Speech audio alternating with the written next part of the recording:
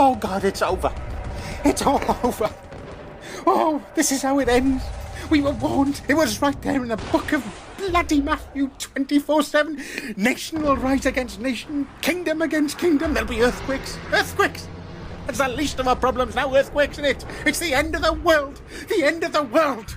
God's wrath unleashed upon his children. Good morning. You're listening to BBC Radio Wales.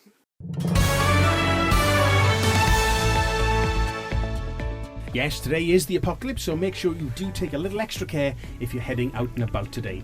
Looking at the live cameras, the M4 coping quite well. Past the Calder roundabout, it's flowing quite smoothly, although that's probably because westbound it has become a river of molten pus.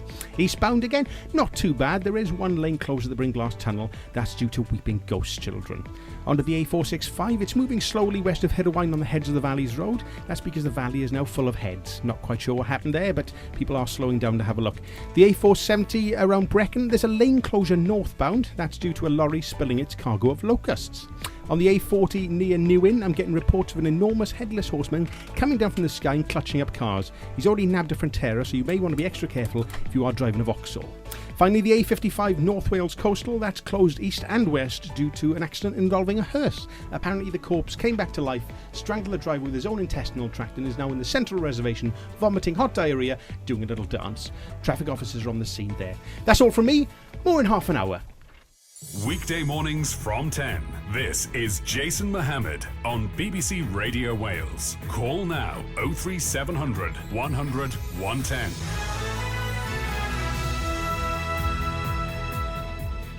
Well, it's the end of the world. You'd have to be living in a cave to have missed that. Of course, if you are living in a cave, probably the best place to be on a day like this. If you've got room for one more, I'll be over after the show. So what do you think? It's the end of the world. It's coming to an end. Are you happy? Annoyed? Maybe you think it's a good idea, the world being dragged down to hell by a vengeful God. Or maybe you think it's bureaucracy gone mad. Let's go to the phones now. Eileen from Gendros. I think it's terrible, Jason. Okay, what do you think's terrible, Eileen? Well, all of it's blimmin' terrible, isn't it? Well, do you know what? I want to know who's going to pay for it, because you know who it's going to be, don't you? Us, you and me, that's who, taxpayers. And I'll tell you one thing, I did not vote for it. Not one vote, and I think it's a disgrace. Okay, strong words there from Eileen in Gendros. Thanks a lot for that. Now, Paul from Llanidloes, are you there? Right, Jason, how's it going? Very well, Paul. What did you want to say? Well, I'm wondering whether or not this might not be a good time for the WRU to consider making some changes at the coaching level. That's not really what we want to talk about today, Paul. It's the end of the world. Yeah, I know. That's what I'm saying, see. And at this time like this, when we got these pitch-eyed, weird angels breathing hellfire on our crops and on our kin, I'm thinking, do we want Warren Gatland and Rob Owley in charge of the team, to be honest with you? And I've got a lot of respect for both of them, but with mankind about to be flung into this eternal pit of agonising oblivion, is it time to consider bringing back Steve Hansen? I think it is. Okay, good, interesting. Thanks, Paul. We've got Chris in Newcastle. Emlyn, Chris, you there? Jamo. Chris, how are you? Very well, very well. What did you want to say? Oh, are we on? We are on. You are live on Radio Wales as we amazing, speak.